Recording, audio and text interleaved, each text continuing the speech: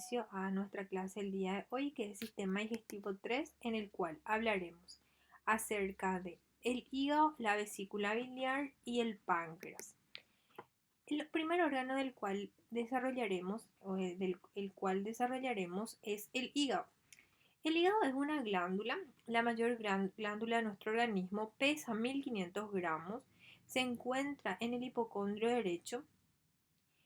Tiene en parte en el cuadrante superior izquierdo de la cavidad abdominal, presenta una cápsula que lo cubre. Esa cápsula está constituida de un tejido conectivo fibroso que se denomina cápsula de Gleason.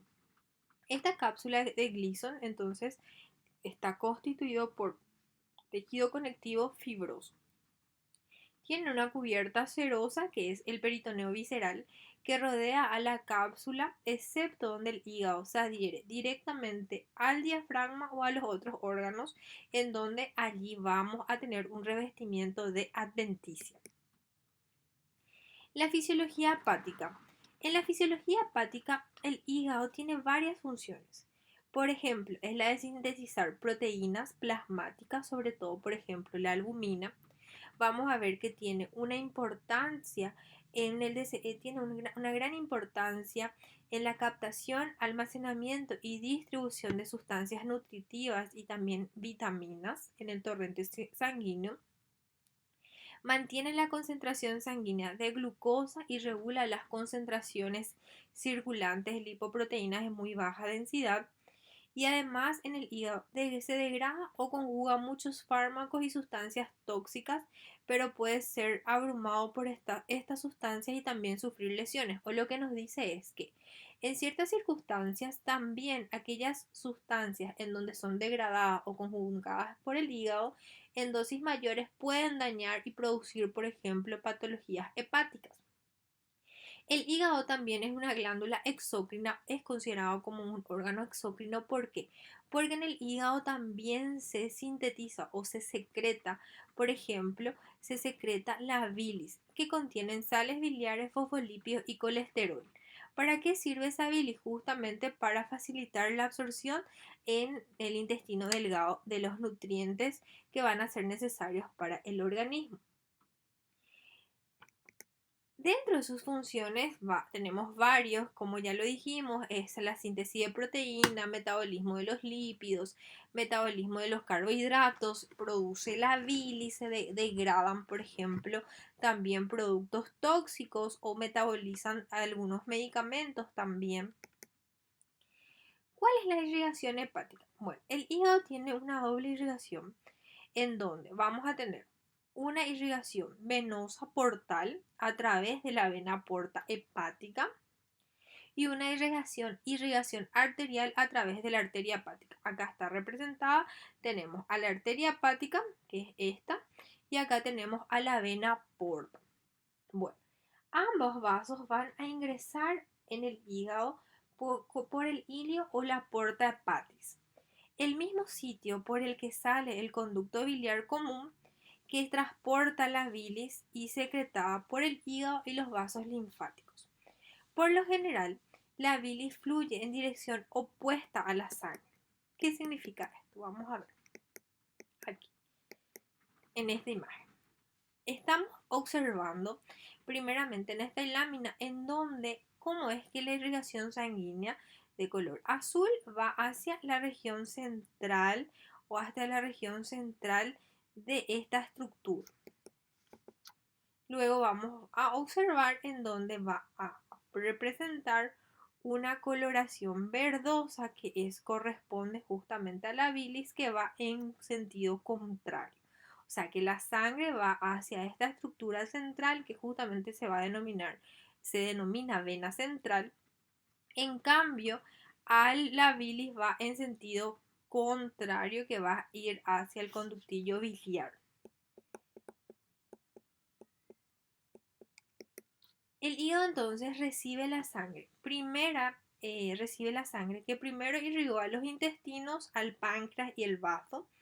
El hígado es único entre los órganos ya que recibe su principal irrigación alrededor del 75% de la vena porta hepática que transporta sangre venosa con poca concentración de oxígeno. La sangre que llega al hígado con la vena porta hepática proviene del tubo digestivo de los principales órganos abdominales como el páncreas y el bazo.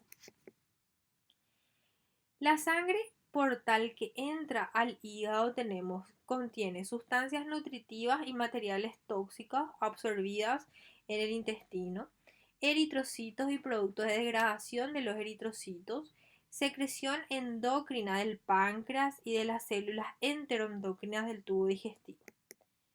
La irrigación hepática, como habíamos dicho, corresponde también a la arteria hepática. La arteria hepática es responsable del 25% de la irrigación hepática.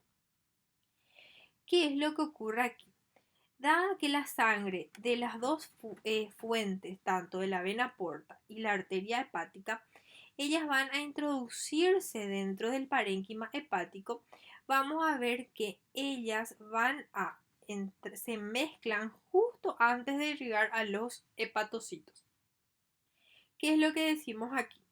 Es que tanto las ramas de la arteria la rama de las arterias y las estructuras más pequeñas de las venas van a formar unos capilares, y estos capilares son los capilares de tipo sinusoidal, y que ellos van a entrar en contacto justamente cercanos al sitio cercano antes de irrigar a los hepatocitos. Las ramas, entonces, dentro del hígado, las ramas de distribución de la vena porta y la arteria hepática que llevan sangre a los capilares, que son capilares sinusoidales, irrigan a los hepatocitos. Y las ramas del drenaje biliar que desembocan en el conducto hepático transcurren juntas en una relación que reciben el nombre de triada portal. Lo que nos dice es lo siguiente.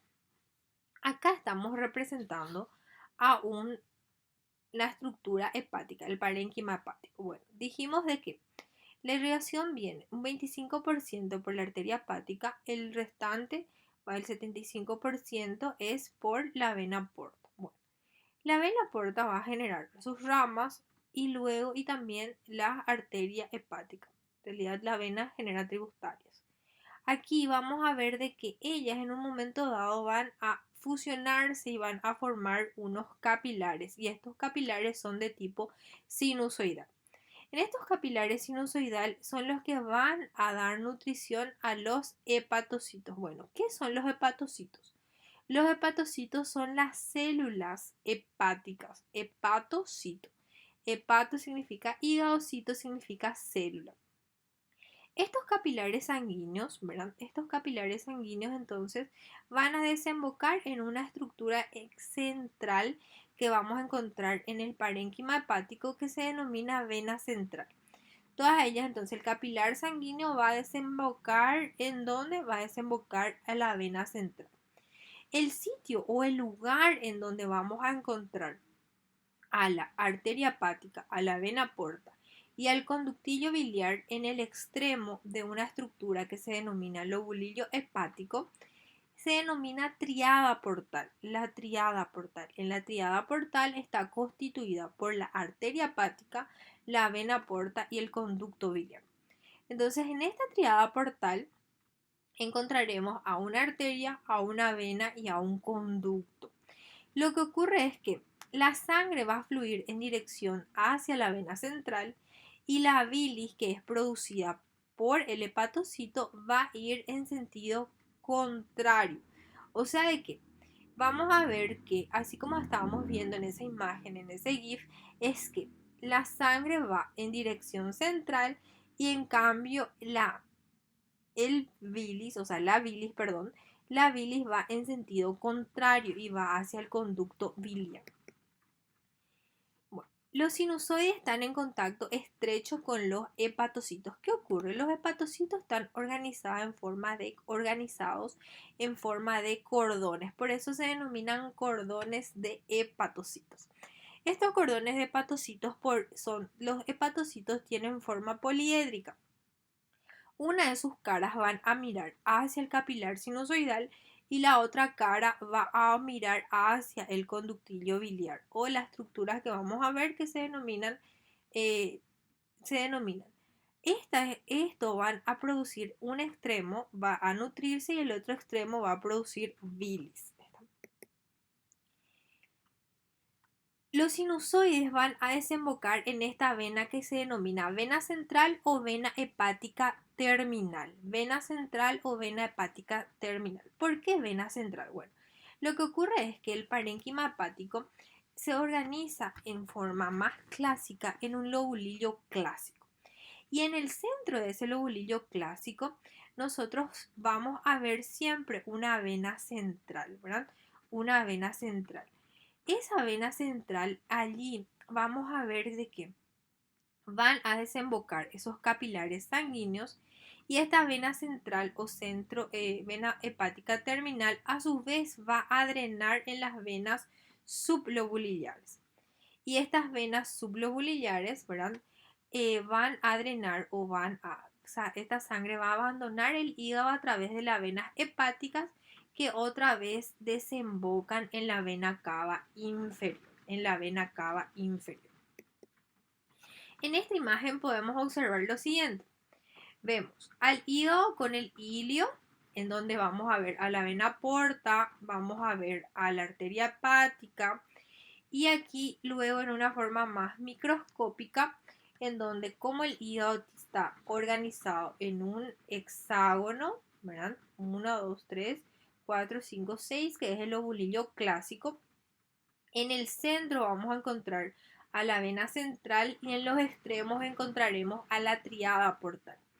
En esta imagen ampliada vamos a ver que la tríada portal está constituida por un conducto biliar, una vena porta y la arteria hepática. Existen justamente estas estructuras así que forman como si fueran unas fileras que son justamente los cordones de hepatocitos. Y en medio de esos cordones de hepatocitos vamos a encontrar a los capilares sanguíneos. Esta es la representación de lo que decíamos que la sangre de los capilares fluye hacia la vena central.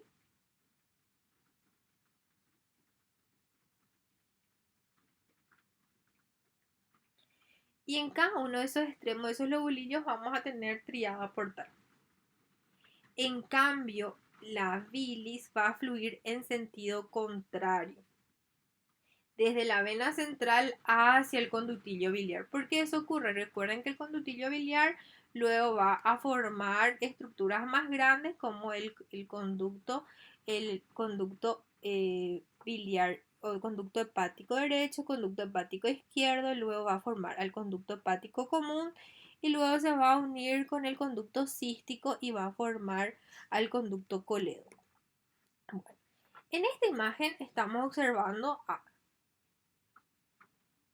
la tríada portal, a los cordones de hepatocitos, acá vemos a los capilares sinusoidales y aquí vemos a la vena central. Ven cómo está señalada que la dirección de la sangre va a fluir hacia la vena central y en cambio en sentido contrario tenemos a la bilis, ¿verdad? A la bilis. ¿Cómo está organizado estructuralmente el hígado? Tenemos el parénquima. Recuerden que el parénquima consiste en las componentes celulares y está constituido por hepatocitos. El estroma tenemos el tejido conectivo que se continúa con la cápsula de Gleason y tenemos a los capilares sinusoidales que conforman el conducto vascular entre los cordones de hepatocitos. Y tenemos al espacio perisinusoidal o espacio de Dice Bueno, estos espacios de Dice se encuentran entre el endotelio sinusoidal y los hepatocitos. En esta imagen podemos ver lo siguiente. Vamos a observar a la vena central, a los cordones de hepatocitos, aquí vemos a los capilares sinusoidales y aquí vamos a ver al espacio, en el espacio porta a la tríada portal.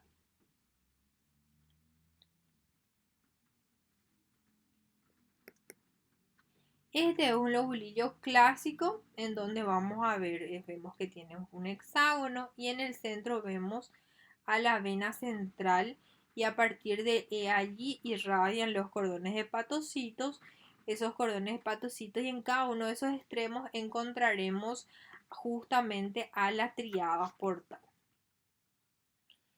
El ovulillo hepático es la unidad estructural y funcional del hígado. Se ven cortes como si fuese una masa más o menos hexagonal.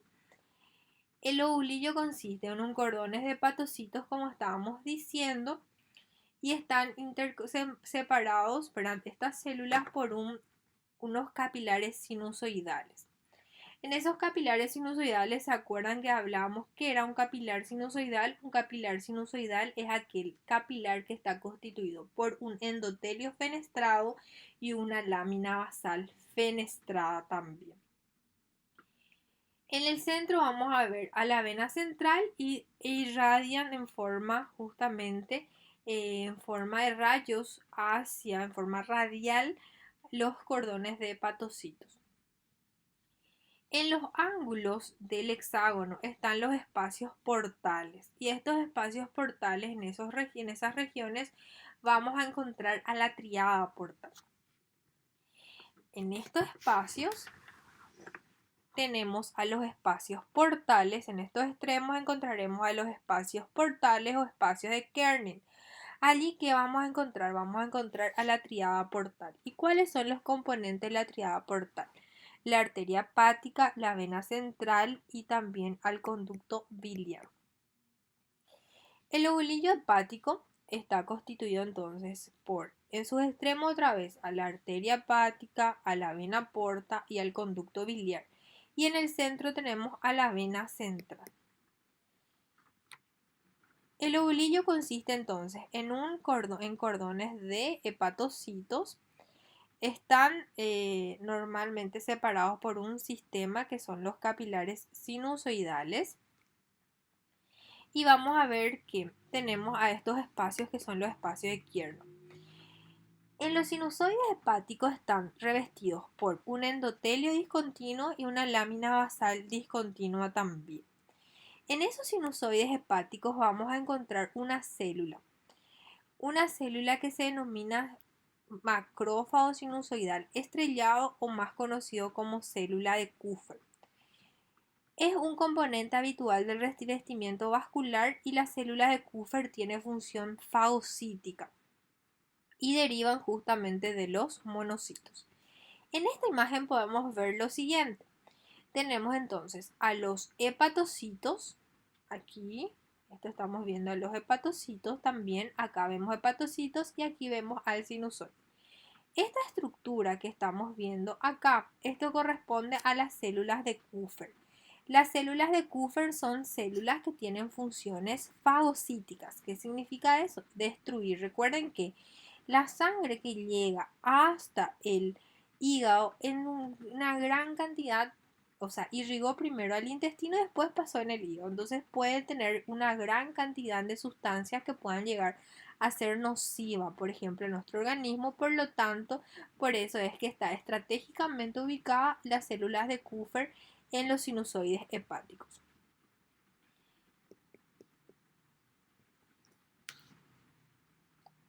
Aquí vemos capilar, vena central, es en donde va, o centro lobulillar también. Y hay un segundo tipo de células que se encuentra en el espacio perisinusoidal o espacio de Dice. El espacio perisinusoidal o espacio de Dice, que se encuentra entre el endotelio y nuestro hepatocito, vamos a encontrar a una célula denominada célula de Ito. Esta célula de Ito es la responsable de almacenar vitamina A. Pero en ciertas situaciones patológicas, por ejemplo, en el caso de hígado graso o hígado graso, podemos tener lo siguiente, en donde podemos alojar, estas células de Ito pueden diferenciarse a miofibroblastos, sintetizar colágeno, por ejemplo. En esta imagen aquí está representada, también vamos a ver a la célula estrellada o célula de Ito. Acá vemos al hepatocito a el endotelio sinusoidal, y en ese espacio perisinusoidal está representada justamente esta célula estrellada o célula de Ito. La célula de Ito es responsable entonces de almacenar vitamina A. En esta imagen representa otra vez el sentido de la sangre y el sentido que va en contra el flujo biliar. En esta imagen está representada el lobulillo hepático. Acá vemos en sus extremos a la tríada portal. En el centro vemos a la vena centrolobulillar. Del árbol biliar tenemos que tener en cuenta que tienen un revestimiento de una célula que se denomina colangiocitos, que vigilan el flujo biliar y regulan el contenido también. Los colangiocitos son células epiteliales que forman el revestimiento interno del árbol biliar. El canalículo biliar es un conducto pequeño que está formado por surcos yuxtapuestos en la superficie de los hepatocitos contiguos. Acá en esta imagen estamos viendo a los canalículos biliares. El árbol biliar está cerca del espacio portal, pero aún dentro del lobulillo. Los canalículos se transforman en un conducto que se denomina conducto de Hering. Este conducto de Hering tiene una característica porque el conducto de Hering del canalículo biliar está revestido tanto por hepatocitos y también por colangiocitos. Acá ustedes pueden observar al conducto de Hering. El conductillo biliar corresponde a la parte del árbol biliar que está revestido por colangiocitos en su totalidad, y la bilis del conducto de Hering continúa su flujo hacia el conductilio biliar intrahepático, que acá vemos conductilio biliar intrahepático que solamente está revestido por colangiocitos, y conducen la bilis hacia los conductos biliares interlobulillares que van a formar parte de la tríada portal. Y luego estos a su vez van a formar al conducto hepático derecho, conducto hepático izquierdo y luego al conducto hepático común. La vesícula biliar es un saco distensible en forma de pera que en los seres humanos contiene un volumen alrededor de 50 ml de bilis o 50 mililitros de bilis. La vesícula biliar tiene una característica. Primero tiene una mucosa, una muscular externa, una serosa o una adventicia. En la vesícula biliar entonces tenemos estas capas: mucosa, muscular externa y una serosa o una adventicia. Vamos a ver que presenta unos pliegues aquí, como está representado. Tenemos una mucosa, tenemos una muscular externa y ya tenemos una adventicia. Acá vemos una mucosa, una muscular y luego ya tenemos una adventicia. En la mucosa de la vesícula biliar presenta un epitelio de cilíndrico simple, presenta unos pliegues también de su mucosa que son profundas, presenta lámina propia, tejido conectivo laxo, y no vamos a tener en la mucosa muscularis de la mucosa. No está presente en la mucosa de la vesícula biliar la muscularis de la mucosa. Tenemos divertículos profundos en la mucosa, también denominados senos de Rokitansky-Achov, y a veces se extienden incluso a través de la muscular externa. No olvidar ¿qué es lo que tenemos característica? La vesícula biliar no presenta su mucosa y la vesícula biliar en su capa mucosa no presenta muscularis de la mucosa. Entonces, la vesícula biliar tiene mucosa, muscular, adventicia, no presenta su mucosa, y en la mucosa tiene epitelio y lámina propia, no presenta, carece, no tenemos muscularis de la mucosa. Vamos a tener una muscular externa constituida por músculo liso, donde presenta grandes cantidades de fibras de colágeno. La capa de tejido en donde se adhiere la vesícula biliar al parénquima hepático está constituido por adventicia y la cubierta que no está adherida al hígado se está recubierta por peritoneo visceral, por lo tanto por una serosa. En esta imagen podemos ver sus pliegues, vemos el epitelio, la lámina propia y aquí ya vemos a la muscular externa y a los senos de Rokitansky-Achov que podemos llegar. Es propio de la mucosa, pero en algunas ocasiones pueden llegar hasta la muscular externa. Describe una cabeza, un cuerpo y una cola. Presenta una porción en la cabeza, una porción expandida que está ubicada en la curva en forma de letra C que describe al duodeno. El conducto pancreático o conducto de Wilson recorre toda la longitud de la glándula y desemboca en la segunda porción del duodeno a la altura de la papila duodenal mayor a través de un segmento final dilatado que también se denomina o recibe el nombre de colédoco y se llama ampolla hepatopancreática de Vatel. El esfínter hepatopancreático rodea la ampolla y no solo regula el flujo de bilis, sino que también impide el reflujo del contenido intestinal hacia el conducto pancreático. El páncreas es una glándula exócrina y endocrina al mismo tiempo, y a diferencia del hígado, que una sola célula tiene funciones exócrinas y también endocrinas, en el caso de páncreas vamos a ver que hay un componente exócrino por un lado y un componente endocrino por el otro. El componente exócrino del páncreas, que acá estamos viendo sus acinos, secreta justamente el jugo pancreático. El jugo pancreático secreta enzimas hacia el duodeno que son indispensables para la digestión en el intestino. Y el componente endocrino secreta insulina, glucagón y también hacia la sangre. Y estas hormonas regulan el metabolismo de la glucosa, los lípidos y las proteínas en el organismo. El componente exócrino se encuentra en toda la glándula dentro del páncreas exócrino. Se encuentran dispersos cúmulos celulares y estas estructuras son el componente endocrino que se denomina islotes de Langerhans. En otras palabras, su componente exócrino vamos a ver en todas las glándulas y en forma de parches o como si fuesen unas islas vamos a ver a los islotes de Langerhans. Tiene una capa de tejido conjuntivo laxo que forma la cápsula de la glándula.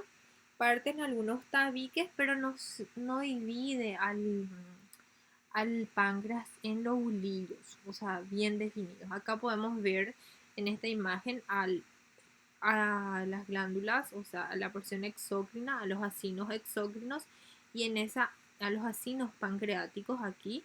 Y en esta región aquí vemos a los islotes de Langerhans, que es la porción endócrina. En el páncreas exócrino es una glándula de tipo seroso, tiene una forma, su función es unidad de secreción son los adenómeros y están formados por compuestos túbulo-acinosos y tienen un epitelio simple de células serosas piramidales. Acá podemos ver a los acinos, a las células acinosas que conforman al páncreas exócrino. Las células secretoras serosas del acino producen precursores enzimáticos digestivos y son secretados por el páncreas. Los acinos pancreáticos son singulares dentro de todas las glandulares porque el conducto intercalar inicia exactamente dentro del acino. Y las células que entran en contacto justamente con el conducto intercalar se denomina células centroacinosas. Acá vemos al conducto intercalar, entonces es justamente se continúa, o sea, el conducto intercalar se inicia en realidad dentro del acino. El páncreas endocrino es un órgano difuso que regula las concentraciones de glucosa en la sangre. está ubicado por islotes de Langerhans. Y las células que vamos a encontrar en los islotes de Langerhans son las células de tipos celulares principales y luego tipos celulares menores. Los tipos celulares principales son el alfa, el beta y el delta, o A, B y D. El alfa secreta glucagón, el beta secreta insulina y el delta secreta somatostatina. Y dentro de los tipos celulares menores tenemos al polipéptido pancreático, al péptido intestinal vasoactivo, las enterocromafin, a las células epsilon que secretan grelina. Muchas gracias.